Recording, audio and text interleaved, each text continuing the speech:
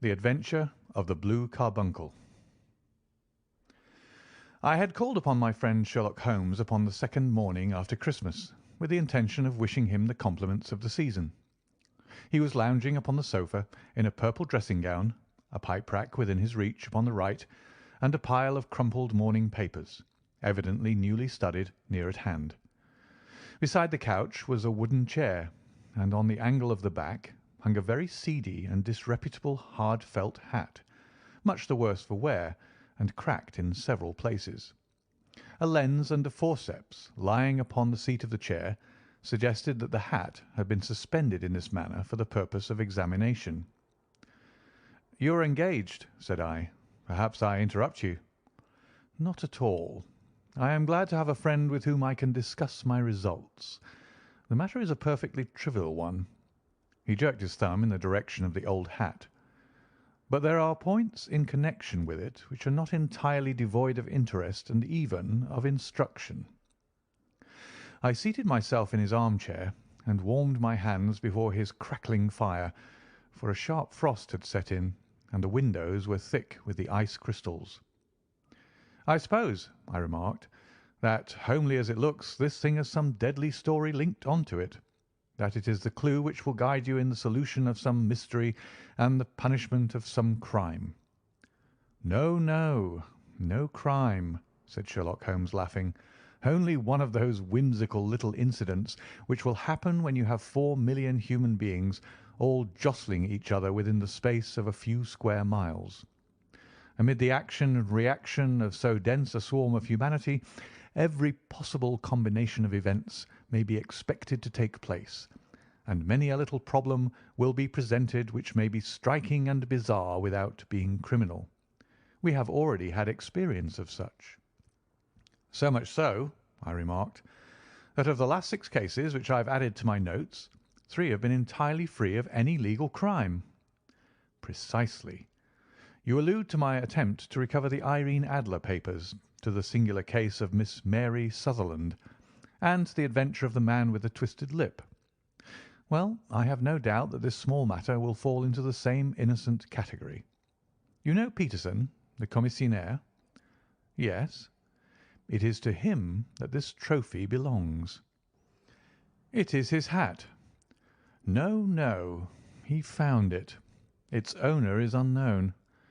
I beg that you will look upon it, not as a battered billycock, but as an intellectual problem. And first, as to how it came here. It arrived upon Christmas morning in company with a good fat goose, which is, I have no doubt, roasting at this moment in front of Peterson's fire. The facts are these. About 4 o'clock on Christmas morning, Peterson, who, as you know, is a very honest fellow, was returning from some small jollification, and was making his way homeward down Tottenham Court Road. In front of him he saw, in the gaslight, a tallish man walking with a slight stagger and carrying a white goose slung over his shoulder. As he reached the corner of Goodge Street, a row broke out between this stranger and a little knot of roughs. One of the latter knocked off the man's hat, on which he raised his stick to defend himself, and swinging it over his head, smashed the shop window behind him. Peterson had rushed forward to protect the stranger from his assailants, but the man, shocked at having broken the window, and seeing an official-looking person in uniform rushing towards him, dropped his goose, took to his heels, and vanished amid the labyrinth of small streets which lie at the back of Tottenham Court Road. The roughs had also fled at the appearance of Peterson, so that he was left in possession of the field of battle, and also of the spoils of victory in the shape of this battered hat and a most unimpeachable Christmas goose, which surely he restored to their owner. My dear fellow, there lies the problem. It is true that "For Mrs. Henry Baker" was printed upon a small card which was tied to the bird's left leg, and it is also true that the initials H.B. are legible upon the lining of this hat. But as there are some thousands of Bakers and some hundreds of Henry Bakers in this city of ours, it is not easy to restore lost property to any one of them. What then did Peterson do?" "He brought round both hat and goose to me on Christmas morning, knowing that even the smallest problems are of interest to me. The goose we retained until this morning, when there were signs that, in spite of the slight frost, it would be well that it should be eaten without unnecessary delay. Its finder has carried it off, therefore, to fulfil the ultimate destiny of a goose, while I continue to retain the hat of the unknown gentleman who lost his Christmas dinner." "Did he not advertise?" "No." "Then what clue could you have as to his identity?" "Only as much as we can deduce." "From this hat?" "Precisely." "But you are joking. What can you gather from this old battered felt?" "Here is my lens. You know my methods. What can you gather yourself as to the individuality of the man who has worn this article?" I took the tattered object in my hands and turned it over rather ruefully. It was a very ordinary black hat of the usual round shape, hard and much the worse for wear. The lining had been of red silk, but was a good deal discoloured. There was no maker's name, but, as Holmes had remarked, the initials H.B. were scrawled upon one side. It was pierced in the brim for a hat securer, but the elastic was missing. For the rest, it was cracked, exceedingly dusty, and spotted in several places, although there seemed to have been some attempt to hide the discoloured patches by smearing them with ink. "I can see nothing," said I, handing it back to my friend. "On the contrary, Watson, you can see everything. You fail, however, to reason from what you see. You are too timid in drawing your inferences." "Then pray tell me what it is that you can infer from this hat." He picked it up and gazed at it in the peculiar introspective fashion which was characteristic of him. "It is perhaps less suggestive than it might have been," he remarked, "and yet there are a few inferences which are very distinct, and a few others which represent at least a strong balance of probability. That the man was highly intellectual is of course obvious upon the face of it, and also that he was fairly well to do within the last 3 years, although he has now fallen upon evil days. He had foresight, but has less now than formerly, pointing to a moral retrogression which, when taken with the decline of his fortunes, seems to indicate that some evil influence, probably drink, at work upon him. This may account also for the obvious fact that his wife has ceased to love him." "My dear Holmes!" "He has, however, retained some degree of self-respect," he continued, disregarding my remonstrance.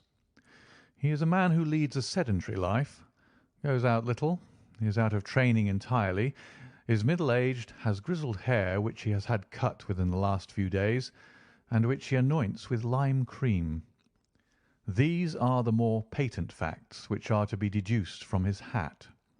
Also, by the way, that it is extremely improbable that he has gas laid on in his house." "You're certainly joking, Holmes." "Not in the least. Is it possible that even now, when I give you these results, you are unable to see how they are attained?" "I have no doubt that I am very stupid, but I must confess that I am unable to follow you. For example, how did you deduce that this man was intellectual?" For answer, Holmes clapped the hat upon his head. It came right over the forehead and settled upon the bridge of his nose. "It is a question of cubic capacity," said he.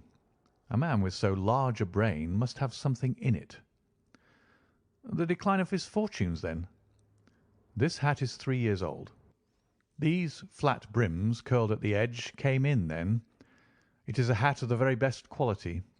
Look at the band of ribbed silk and the excellent lining. If this man could afford to buy so expensive a hat 3 years ago, and has had no hat since, then he has assuredly gone down in the world." "Well, that is clear enough, certainly. But how about the foresight and moral retrogression?" Sherlock Holmes laughed. "Here is the foresight," said he, putting his finger upon the little disc and loop of the hat securer. "They are never sold upon hats. If this man ordered one, it is a sign of a certain amount of foresight, since he went out of his way to take this precaution against the wind. But since we see that he has broken the elastic and has not troubled to replace it, it is obvious that he has less foresight now than formerly, which is a distinct proof of a weakening nature. On the other hand, he has endeavoured to conceal some of these stains upon the felt by daubing them with ink, which is a sign that he has not entirely lost his self-respect. Your reasoning is certainly plausible. The further points, that he is middle-aged, that his hair is grizzled, that it has been recently cut, and that he uses lime cream, are all to be gathered from a close examination of the lower part of the lining. The lens discloses a large number of hair ends, clean cut by the scissors of the barber. They all appear to be adhesive, and there is a distinct odour of lime cream. This dust, you will observe, is not the gritty, grey dust of the street, but the fluffy brown dust of the house, showing that it has been hung up indoors most of the time, while the marks of moisture upon the inside are proof positive that the wearer perspired very freely, and could therefore hardly be in the best of training. But his wife, you said that she had ceased to love him. This hat has not been brushed for weeks. When I see you, my dear Watson, with a week's accumulation of dust upon your hat, and when your wife allows you to go out in such a state, I shall fear that you also have been unfortunate enough to lose your wife's affection. But he might be a bachelor. Nay, he was bringing home the goose as a peace offering to his wife. Remember the card upon the bird's leg. You have an answer to everything. But how on earth do you deduce that the gas is not laid on in his house? One tallow stain, or even two, might come by chance, but when I see no less than 5, I think that there can be little doubt that the individual must be brought into frequent contact with burning tallow. Walks upstairs at night, probably with his hat in one hand and a guttering candle in the other. Anyhow, he never got tallow stains from a gas jet. Are you satisfied? Well, it is very ingenious, said I, laughing. But since, as you said just now, there have been no crime committed, and no harm done save the loss of a goose, all this seems to be rather a waste of energy. Sherlock Holmes had opened his mouth to reply, when the door flew open, and Peterson, the commissionaire, rushed into the apartment with flushed cheeks and the face of a man who is dazed with astonishment. "The goose, Mr. Holmes! The goose, sir!" he gasped. "Eh? What of it, then? Has it returned to life and flapped off through the kitchen window?" Holmes twisted himself round upon the sofa to get a fairer view of the man's excited face. "See here, sir! See what my wife found in its crop!" He held out his hand and displayed upon the centre of the palm a brilliantly scintillating blue stone, rather smaller than a bean in size, but of such purity and radiance that it twinkled like an electric point in the dark hollow of his hand. Sherlock Holmes sat up with a whistle. "By Jove, Peterson," said he, "this is treasure trove indeed. I suppose you know what you've got." "A diamond, sir. A precious stone. It cuts into glass as though it were putty." "It's more than a precious stone. It is the precious stone." "Not the Countess of Morcar's blue carbuncle?" I ejaculated. "Precisely so. I ought to know its size and shape, seeing that I have read the advertisement about it in the Times every day lately. It is absolutely unique, and its value can only be conjectured, but the reward offered of £1,000 is certainly not within a 20th part of the market price." "£1,000! Great Lord of mercy!" The commissionaire plumped down into a chair and stared from one to the other of us. "That is the reward, and I have reason to know that there are sentimental considerations in the background which would induce the Countess to part with half her fortune if she could but recover the gem." "It was lost, if I remember aright, at the Hotel Cosmopolitan," I remarked. "Precisely so, on December 22nd, just 5 days ago. John Horner, a plumber, was accused of having abstracted it from the lady's jewel case. The evidence against him was so strong that the case had been referred to the assizes. I have some account of the matter here, I believe." He rummaged amid his newspapers, glancing over the dates, until at last he smoothed one out, doubled it over, and read the following paragraph: "Hotel Cosmopolitan, jewel robbery. John Horner, 26, plumber, was brought up upon the charge of having, upon the 22nd inst., abstracted from the jewel case of the Countess of Morcar the valuable gem known as the blue carbuncle. James Ryder, upper attendant at the hotel, gave his evidence to the effect that he had shown Horner up to the dressing-room of the Countess of Morcar upon the day of the robbery in order that he might solder the second bar of the grate, which was loose. He had remained with Horner some little time, but had finally been called away. On returning, he found that Horner had disappeared, that the bureau had been forced open, and that the small morocco casket, in which, as it afterwards transpired, the Countess was accustomed to keep her jewel, was lying empty upon the dressing-table. Ryder instantly gave the alarm, and Horner was arrested the same evening, but the stone could not be found either upon his person or in his rooms. Catherine Cusack, maid to the Countess, deposed to having heard Ryder's cry of dismay on discovering the robbery, and to having rushed into the room where she found matters as described by the last witness. Inspector Bradstreet, B Division, gave evidence as to the arrest of Horner, who struggled frantically and protested his innocence in the strongest terms.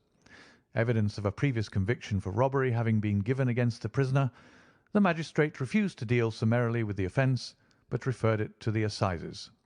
Horner, who had shown signs of intense emotion during the proceedings, fainted away at the conclusion and was carried out of court.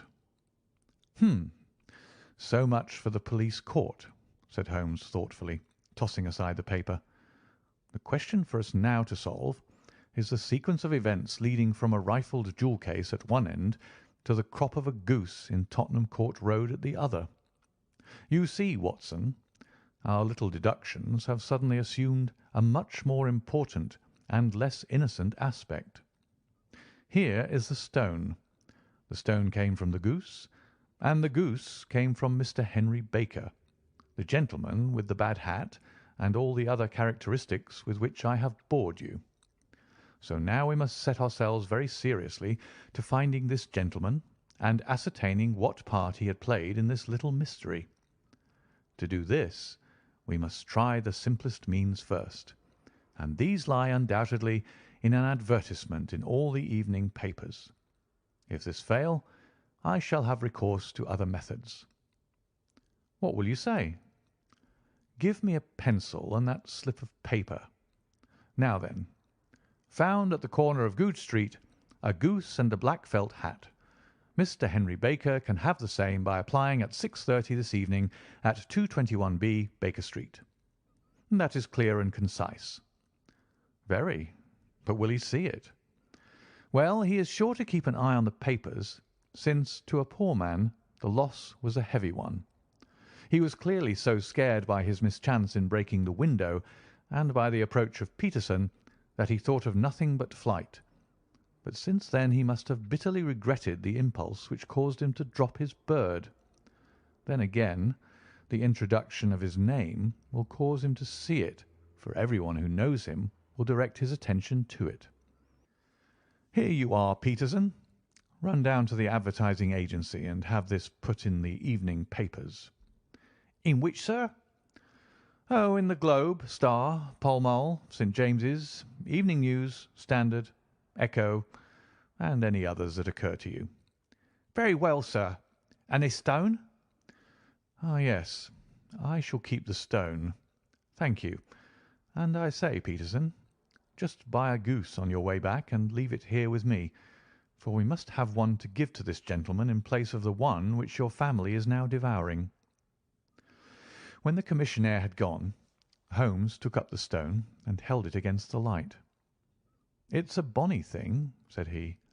"Just see how it glints and sparkles. Of course, it is a nucleus and focus of crime.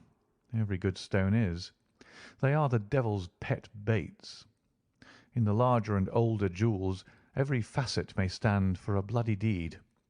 This stone is not yet 20 years old.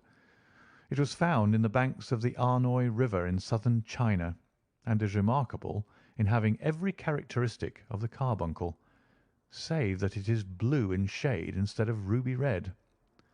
In spite of its youth, it has already a sinister history.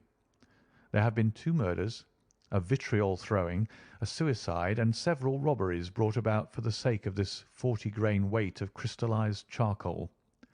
Who would think that so pretty a toy would be a purveyor to the gallows and the prison? I'll lock it up in my strong box now, and drop a line to the Countess to say that we have it. Do you think that this man Horner is innocent? I cannot tell. Well, then, do you imagine that this other one, Henry Baker, had anything to do with the matter? It is, I think, much more likely that Henry Baker is an absolutely innocent man, who had no idea that the bird which he was carrying was of considerably more value than if it were made of solid gold. That, however, I shall determine by a very simple test if we have an answer to our advertisement. And you can do nothing until then? Nothing. In that case, I shall continue my professional round, but I shall come back in the evening at the hour you have mentioned, for I should like to see the solution of so tangled a business. Very glad to see you. I dine at 7. There is a woodcock, I believe. By the way, in view of recent occurrences, perhaps I ought to ask Mrs. Hudson to examine its crop. I had been delayed at a case, and it was a little after 6:30 when I found myself in Baker Street once more. As I approached the house, I saw a tall man in a Scotch bonnet, with a coat which was buttoned up to his chin, waiting outside in the bright semicircle which was thrown from the fanlight. Just as I arrived, the door was opened, and we were shown up together to Holmes's room. "Mr. Henry Baker, I believe," said he, rising from his armchair, and greeting his visitor with the easy air of geniality which he could so readily assume. "Pray take this chair by the fire, Mr. Baker. It is a cold night, and I observe that your circulation is more adapted for summer than for winter. Ah, Watson, you have just come at the right time. Is that your hat, Mr. Baker?" "Yes, sir, that is undoubtedly my hat." He was a large man with rounded shoulders, a massive head, and a broad, intelligent face, sloping down to a pointed beard of grizzled brown. A touch of red in nose and cheeks, with a slight tremor of his extended hand, recalled Holmes' surmise as to his habits. His rusty black frock coat was buttoned right up in front, with the collar turned up, and his lank wrists protruded from his sleeves without a sign of cuff or shirt. He spoke in a slow, staccato fashion, choosing his words with care, and gave the impression generally of a man of learning and letters who had had ill usage at the hands of fortune. "We have retained these things for some days," said Holmes, "because we expected to see an advertisement from you giving your address. I am at a loss to know why you did not advertise." Our visitor gave a rather shamefaced laugh. "Shillings have not been so plentiful with me as they once were," he remarked. "I had no doubt that the gang of roughs who assaulted me had carried off both my hat and the bird. I did not care to spend more money in a hopeless attempt at recovering them." "Very naturally. By the way, about the bird, we were compelled to eat it." "To eat it?" Our visitor half rose from his chair in his excitement. "Yes, it would have been of no use to anyone had we not done so. But I presume that this other goose upon the sideboard, which is about the same weight and perfectly fresh, will answer your purpose equally well." "Oh, certainly, certainly," answered Mr. Baker with a sigh of relief. "Of course, we still have the feathers, legs, crop, and so on of your own bird, so if you wish—" The man burst into a hearty laugh. "They might be useful to me as relics of my adventure," said he, "but beyond that I can hardly see what use the disjecta membra of my late acquaintance are going to be to me. No, sir, I think that, with your permission, I will confine my attentions to the excellent bird which I perceive upon the sideboard." Sherlock Holmes glanced sharply across at me with a slight shrug of his shoulders. "There is your hat, then, and there your bird," said he. "By the way, would it bore you to tell me where you got the other one from? I am somewhat of a fowl fancier, and I have seldom seen a better grown goose." "Certainly, sir," said Baker, who had risen and tucked his newly gained property under his arm. "There are a few of us who frequent the Alpha Inn, near the museum. We are to be found in the museum itself during the day, you understand. This year our good host, Windigate by name, instituted a goose club, by which, on consideration of some few pence every week, we were each to receive a bird at Christmas. My pence were duly paid, and the rest is familiar to you. I am much indebted to you, sir, for a Scotch bonnet is fitted neither to my years nor my gravity." With a comical pomposity of manner, he bowed solemnly to both of us and strode off upon his way. "So much for Mr. Henry Baker," said Holmes when he had closed the door behind him. "It is quite certain that he knows nothing whatever about the matter. Are you hungry, Watson?" "Not particularly." "Then I suggest that we turn our dinner into a supper, and follow up this clue while it is still hot." "By all means." It was a bitter night, so we drew on our ulsters and wrapped cravats about our throats. Outside, the stars were shining coldly in a cloudless sky, and the breath of the passers-by blew out into smoke like so many pistol shots. Our footfalls rang out crisply and loudly as we swung through the Doctor's Quarter, Wimpole Street, Harley Street, and so through Wigmore Street into Oxford Street. In a quarter of an hour we were in Bloomsbury at the Alpha Inn, which is a small public house at the corner of one of the streets which runs down into Holborn. Holmes pushed open the door of the private bar and ordered 2 glasses of beer from the ruddy-faced, white-aproned landlord. "Your beer should be excellent if it is as good as your geese," said he. "My geese?" The man seemed surprised. "Yes, I was speaking only half an hour ago to Mr. Henry Baker, who was a member of your goose club." "Oh, yes, I see. But you see, sir, them's not our geese." "Indeed. Whose, then?" "Well, I got the 2 dozen from a salesman in Covent Garden." "Indeed. I know some of them. Which was it?" "Breckenridge is his name." "Ah, I don't know him. Well, here's your good health, landlord, and prosperity to your house. Good night." "Now for Mr. Breckenridge," he continued, buttoning up his coat as we came out into the frosty air. "Remember, Watson, that though we have so homely a thing as a goose at one end of this chain, we have at the other a man who will certainly get 7 years' penal servitude unless we can establish his innocence. It is possible that our inquiry may but confirm his guilt, but in any case we have a line of investigation which has been missed by the police, and which a singular chance has placed in our hands. Let us follow it out to the bitter end. Faces to the south, then, and quick march." We passed across Holborn, down Endell Street, and so through a zigzag of slums to Covent Garden Market.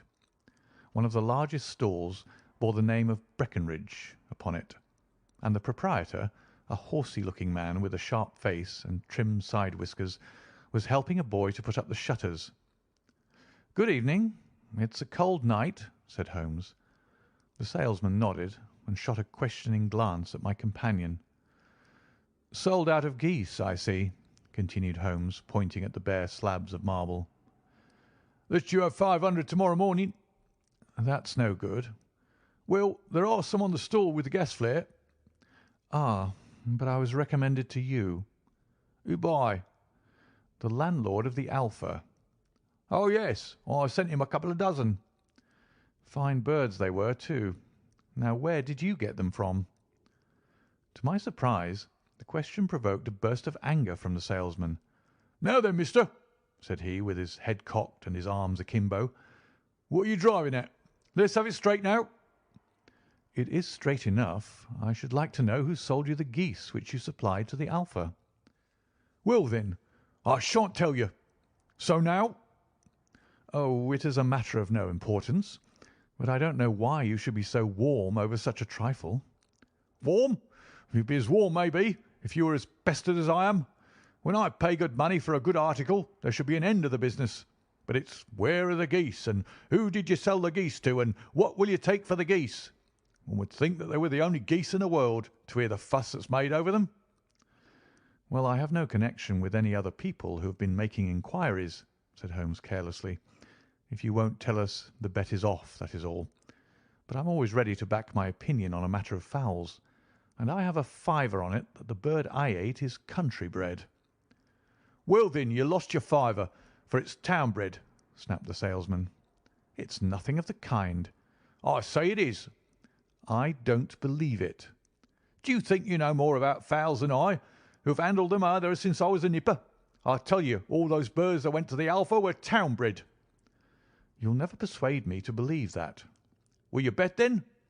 "It's merely taking your money, for I know that I'm right.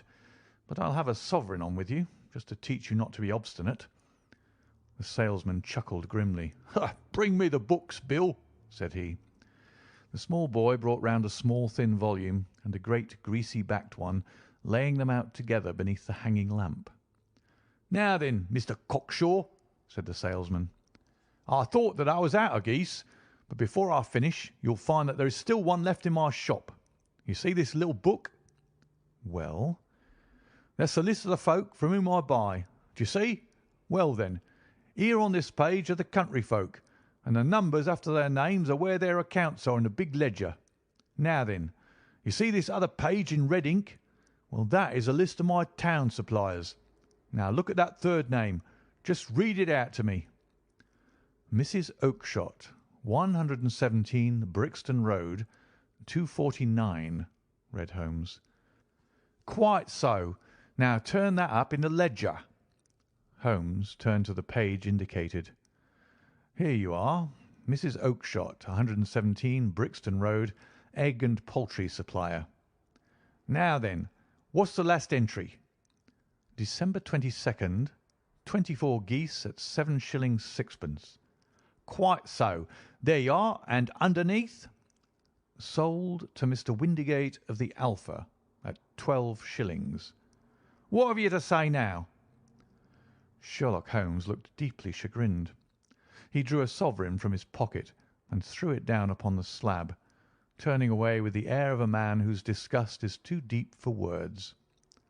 A few yards off he stopped under a lamp-post and laughed in the hearty, noiseless fashion which was peculiar to him. "When you see a man with the whiskers of that cut and the pink 'un protruding out of his pocket, you can always draw him by a bet," said he. "I dare say that if I had put £100 down in front of him, that man would not have given me such complete information as was drawn from him by the idea that he was doing me on a wager. Well, Watson, we are, I fancy, nearing the end of our quest, and the only point which remains to be determined is whether we should go on to this Mrs. Oakshott to-night, or whether we should reserve it for to-morrow. It is clear from what the surly fellow said that there are others besides ourselves who are anxious about the matter, and I should—" His remarks were suddenly cut short by a loud hubbub which broke out from the stall which we had just left. Turning round, we saw a little rat-faced fellow standing in the centre of the circle of yellow light which was thrown by the swinging lamp, while Breckinridge, the salesman, framed in the door of his stall, was shaking his fists fiercely at the cringing figure. "I've had enough of you and your geese," he shouted. "I wish you were all at the devil together. If you come pestering me any more with your silly talk, I'll set the dog at you. You bring Mrs. Oakshott here and I'll answer her. But what have you got to do with it? Did I buy the geese off you?" "No, but one of them was mine all the same," whined the little man. "Well, then, ask Mrs. Oakshott for it." "She told me to ask you." "Well, you can ask the King of Prussia for all I care. I've had enough of it. Get out of this." He rushed fiercely forward, and the inquirer flitted away into the darkness. "Ha! This may save us a visit to Brixton Road," whispered Holmes. "Come with me, and we will see what is to be made of this fellow." Striding through the scattered knots of people who lounged round the flaring stalls, my companion speedily overtook the little man and touched him upon the shoulder. He sprang round, and I could see in the gaslight that every vestige of colour had been driven from his face. "Who are you, then? What do you want?" he asked in a quavering voice. "You will excuse me," said Holmes blandly, "but I could not help overhearing the questions which you put to the salesman just now. I think that I could be of assistance to you." "You? Who are you? How could you know anything of the matter?" "My name is Sherlock Holmes. It is my business to know what other people don't know." "But you could know nothing of this." "Excuse me, I know everything of it.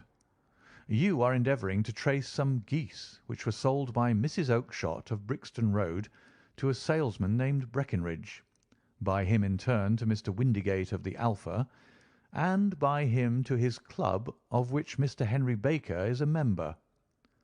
"Oh, sir, you are the very man whom I've longed to meet," cried the little fellow with the outstretched hands and quivering fingers. "I can hardly explain to you how interested I am in this matter." Sherlock Holmes hailed a four-wheeler which was passing. "In that case we had better discuss it in a cosy room rather than in this wind-swept market-place," said he. "But pray tell me, before we go farther, who it is that I have the pleasure of assisting." The man hesitated for an instant.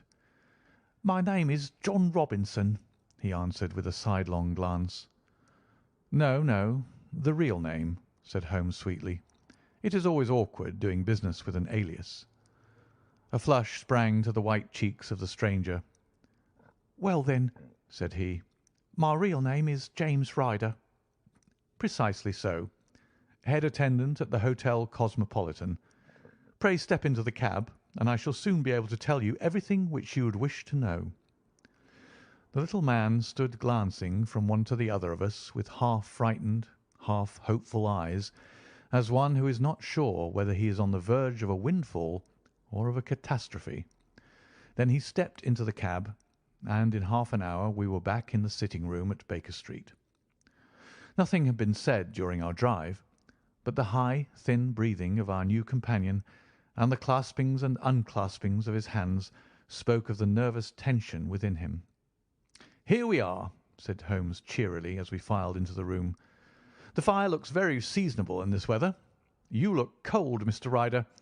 Pray take the basket chair. I will just put on my slippers before we settle this little matter of yours. Now then, you want to know what became of those geese?" "Yes, sir." "Or rather, I fancy, of that goose. It was one bird, I imagine, in which you were interested. White with a black bar across the tail?" Ryder quivered with emotion. "Oh, sir," he cried, "can you tell me where it went to?" "It came here." "Here?" "Yes, and a most remarkable bird it proved.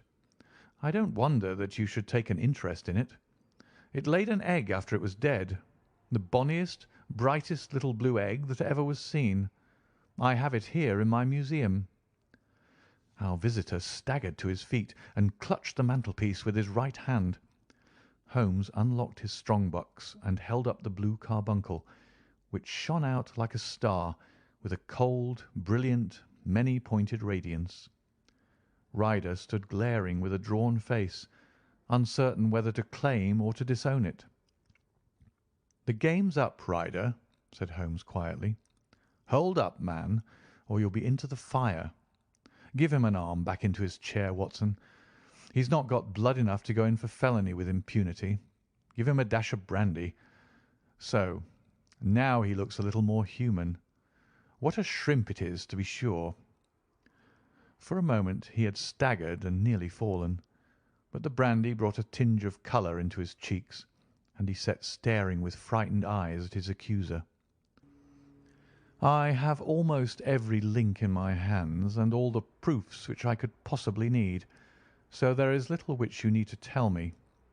Still, that little may as well be cleared up to make the case complete. You had heard, Ryder, of this blue stone of the Countess of Morcar's?" "It was Catherine Cusack who told me of it," said he in a crackling voice. "I see, her ladyship's waiting maid. Well, the temptation of sudden wealth so easily acquired was too much for you, as it has been for better men before you, but you were not very scrupulous in the means you used. It seems to me, Ryder, that there is the making of a very pretty villain in you. You knew that this man Horner, the plumber, had been concerned in some such matter before, and that suspicion would rest the more readily upon him. What did you do then?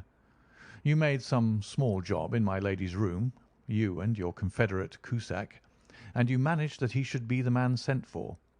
Then, when he had left, you rifled the jewel case, raised the alarm, and had this unfortunate man arrested. You then—" Ryder threw himself down suddenly upon the rug and clutched at my companion's knees. "For God's sake, have mercy!" he shrieked. "Think of my father, of my mother. It would break their hearts. I never went wrong before. I never will again. I swear it. I'll swear it on a Bible. Oh, don't bring it into court. For Christ's sake, don't." "Get back in your chair," said Holmes sternly. "It is very well to cringe and crawl now, but you thought little enough of this poor Horner in the dock for a crime of which he knew nothing." "I will fly, Mr. Holmes.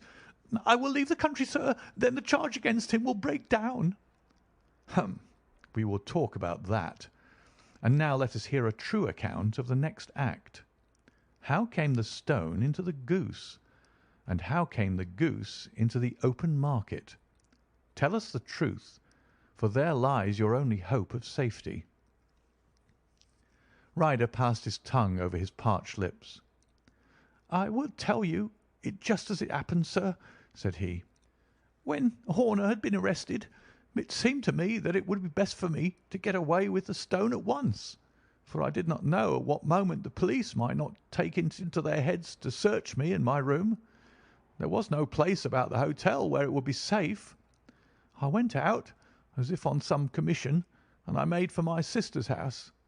She had married a man named Oakshott, and lived in Brixton Road, where she fattened fowls for the market. All the way there every man I met seemed to me to be a policeman or a detective, and for all that it was a cold night, the sweat was pouring down my face before I came to the Brixton Road. My sister asked me what was the matter, and why I was so pale, but I told her that I had been upset by the jewel robbery at the hotel. Then I went into the backyard and smoked a pipe and wondered what it would be best to do. I had a friend once called Maudsley, who went to the bad, and had just been serving his time in Pentonville. One day he had met me and fell into talking about the ways of thieves and how they could get rid of what they stole.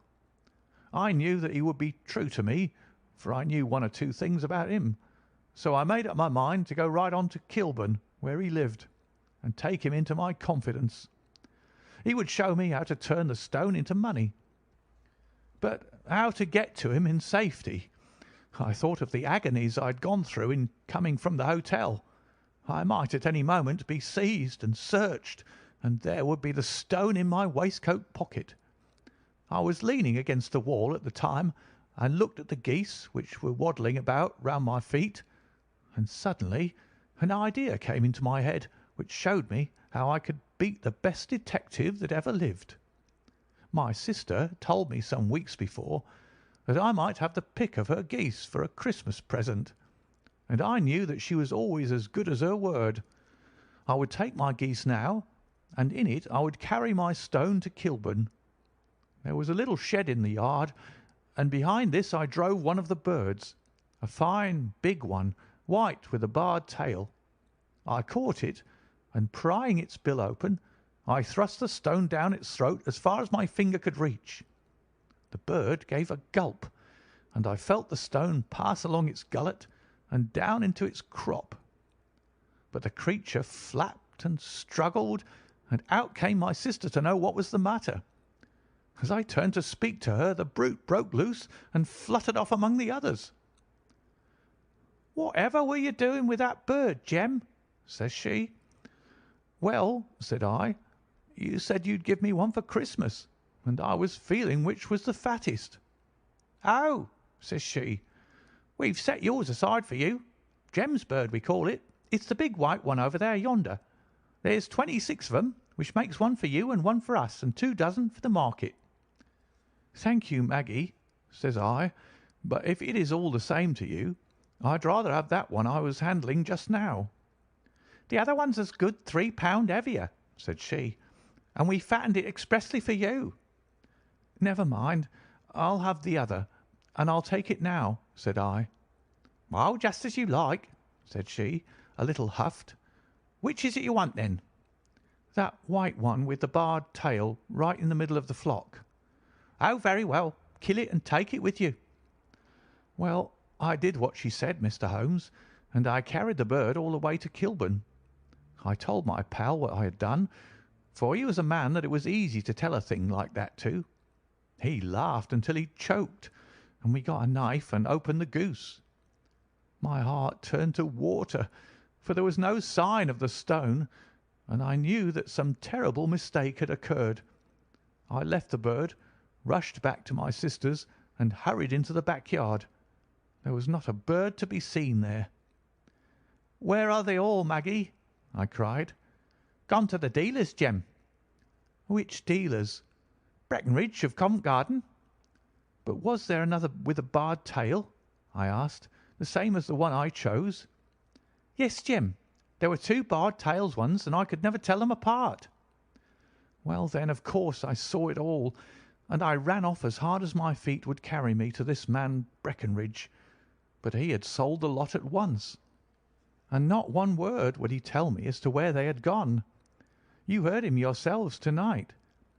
Well, he has always answered me like that. My sister thinks that I am going mad. Sometimes I think that I am myself, and now I am myself a branded thief, without ever having touched the wealth for which I sold my character. God help me! God help me!' He burst into convulsive sobbing, with his face buried in his hands. There was a long silence, broken only by his heavy breathing and by the measured tapping of Sherlock Holmes's fingertips upon the edge of the table. Then my friend rose and threw open the door. "'Get out,' said he. "'What, sir? Oh, heaven bless you!' "'No more words. Get out.' And no more words were needed. There was a rush, a clatter upon the stairs, the bang of a door, and the crisp rattle of running footfalls from the street. "'After all, Watson,' said Holmes, reaching up his hand for his clay pipe, "I am not retained by the police to supply their deficiencies. If Horner were in danger it would be another thing, but this fellow will not appear against him, and the case must collapse. I suppose that I am commuting a felony, but it is just possible that I am saving a soul. This fellow will not go wrong again. He is too terribly frightened. Send him to jail now, and you make him a jail bird for life. Besides, it is the season of forgiveness. Chance has put in our way a most singular and whimsical problem, and its solution is its own reward. If you will have the goodness to touch the bell, Doctor, we will begin another investigation, in which also a bird will be the chief feature. End of The Adventure of the Blue Carbuncle.